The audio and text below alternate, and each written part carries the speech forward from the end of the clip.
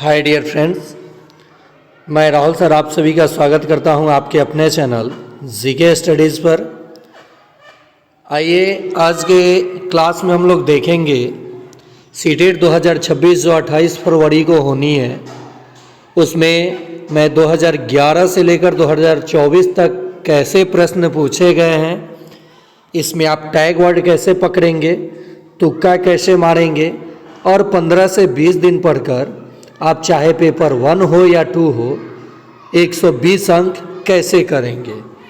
और इस चैनल पे यदि आप पे कोर्स में जुड़ते हैं 500 फीस दे करके इस नंबर पे गूगल पे या फ़ोन पे व्हाट्सअप करते हैं तो मैं ग्रुप में आपको जोड़ूंगा और उसके बाद आपकी तैयारी लाइव क्लास के माध्यम से पीडीएफ आपको ग्रुप में मिलता है, चाहे वो प्रीवियस ईयर का हो या तुक्का का हो या नया प्रश्न पत्र हो चैप्टर वाइज सीडीपी और सब्जेक्ट वाइज, चाहे आप पेपर 1 के हो 1 to 5 के या 6 to 8 के। आप जुड़ेंगे तो 2 लाभ होगा।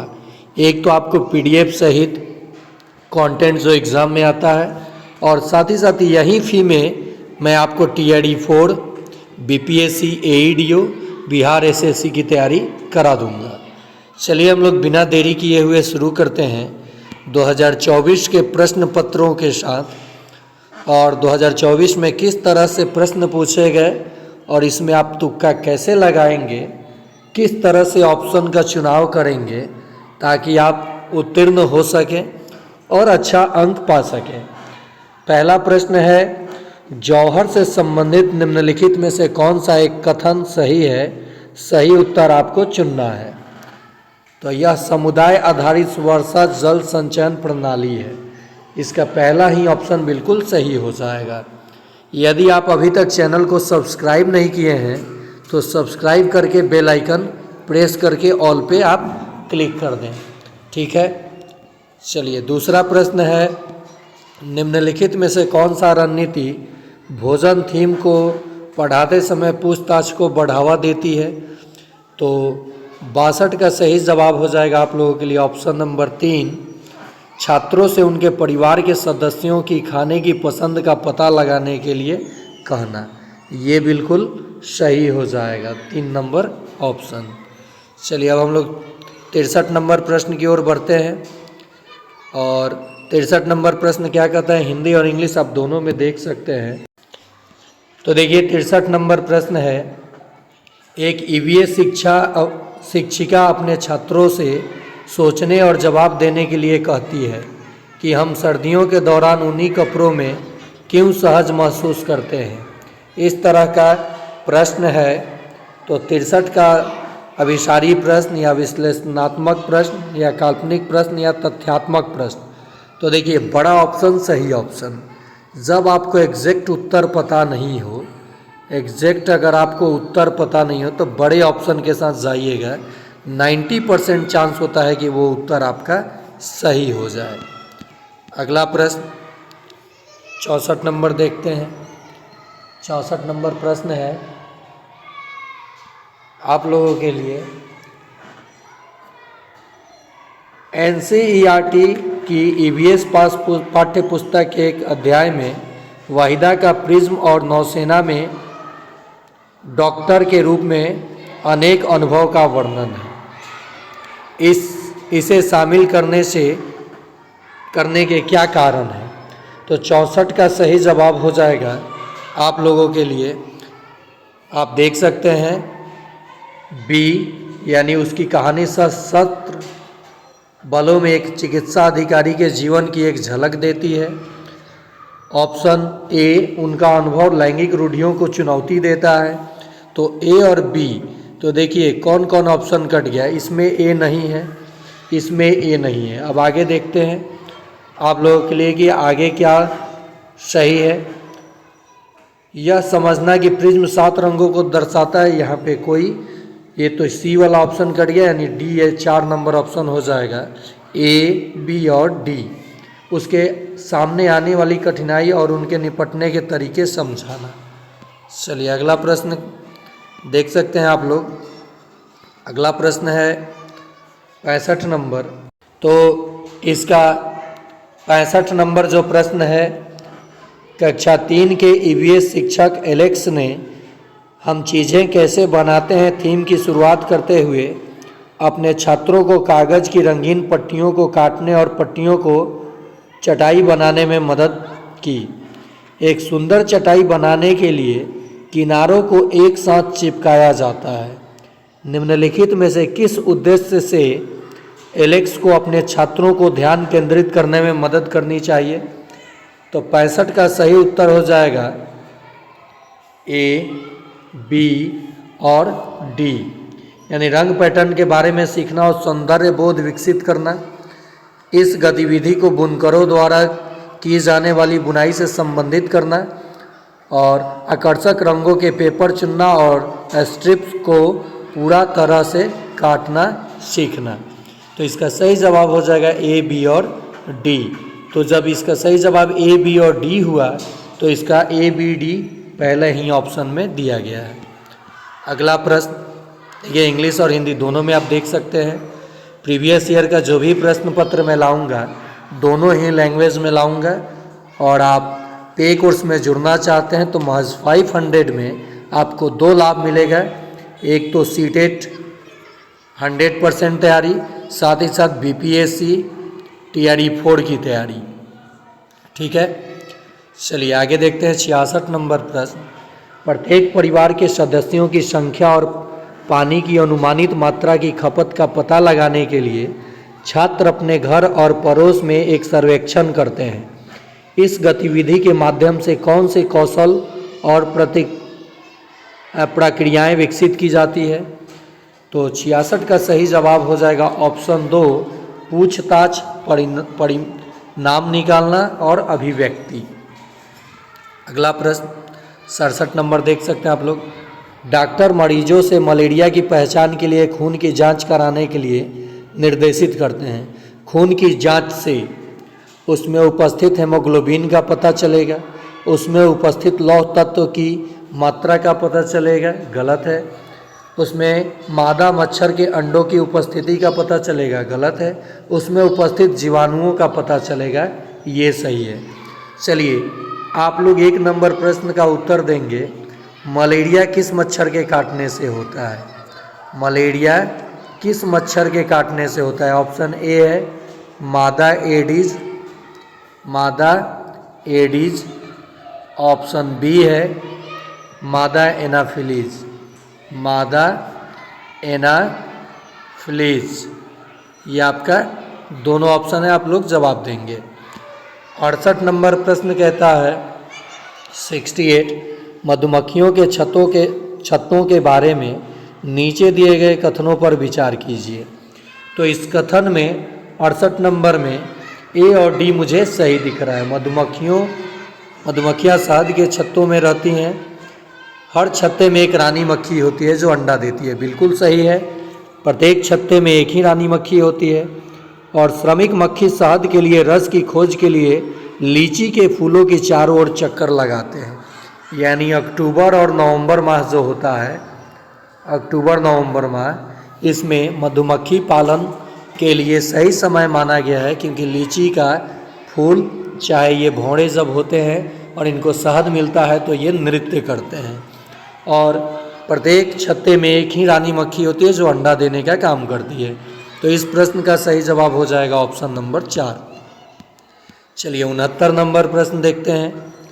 ईवीएस की एक पाठ्य पुस्तकों की विद्यार्थी स्कूल के जीवन को उनके बाहर के जीवन से जोड़ने की एनसीएफ 2005 की सिफारिश को प्रतिबिंबित करना चाहिए। इसका अर्थ है, तो 69 का सही जवाब हो जाएगा ऑप्शन नंबर 3, पाठ्य पुस्तकें विद्यार्थियों को उनके आसपास के सभी स्रोतों के माध्यम से ज्ञान का निर्माण करने में सहायता करती हैं। देखिए सहायता करना ये पॉजिटिव वर्ड है, तो ये बिल्कुल सही जवाब हो जाएगा।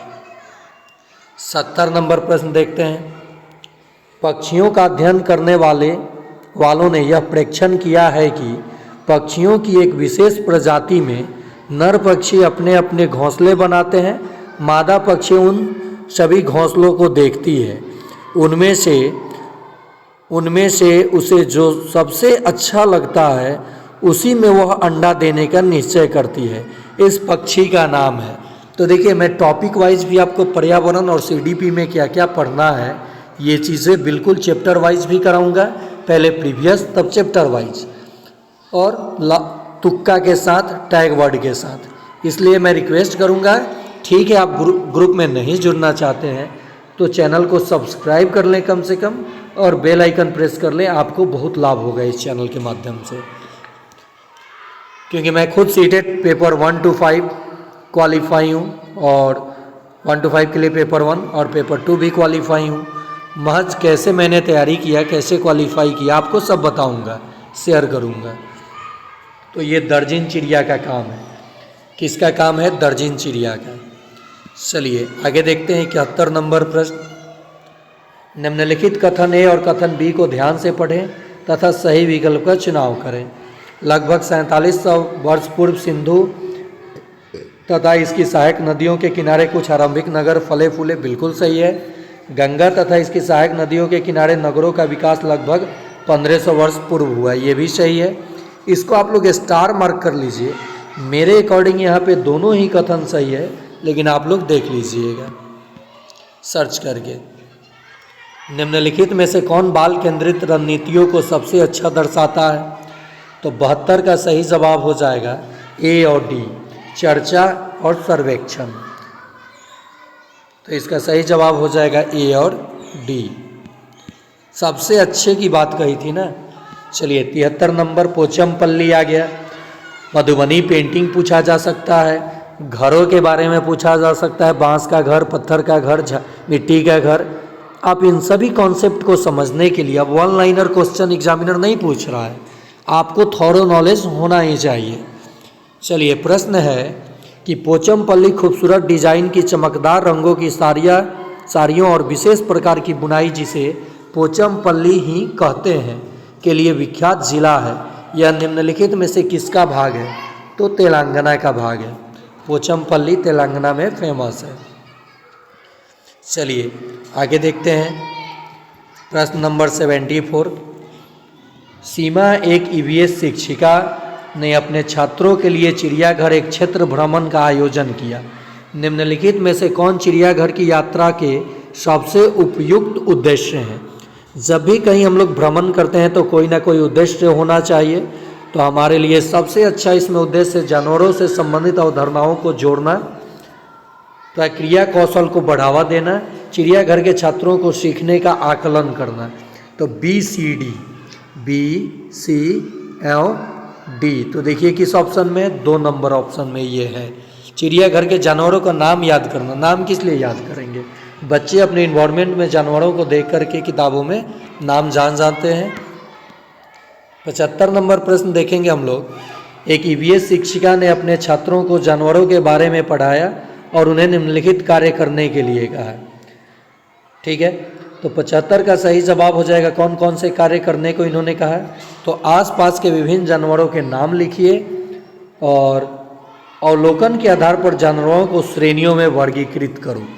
यानी जब बच्चे नाम रखेंगे और देखेंगे, अपने ज्ञान और अनुभव का प्रयोग करके वो जानवरों को वर्गीकृत करेंगे। तो इसका सही जवाब हो जाएगा ए और सी, ऑप्शन नंबर 1।